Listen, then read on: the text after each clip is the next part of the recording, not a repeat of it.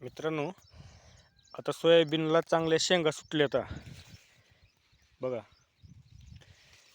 आणि आता एक 8-10 दिवसांनी आपण एक शेवटची फवारणी करणार आहोत.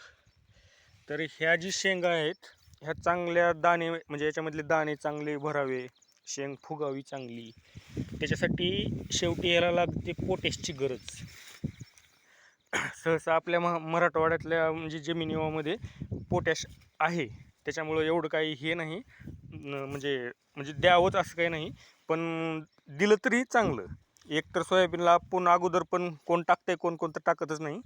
आणि शेवटच्या फवारणीला तुम्हाला एक सांगतो, हे पोटॅशियम शोनाईट आहे.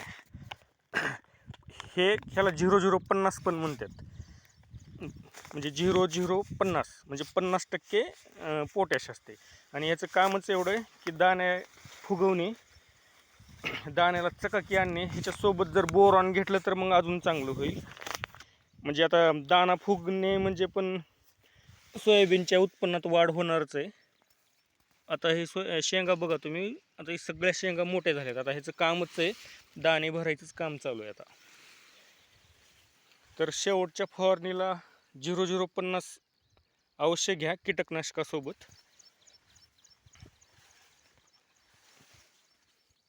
बघा कशी आली आमची.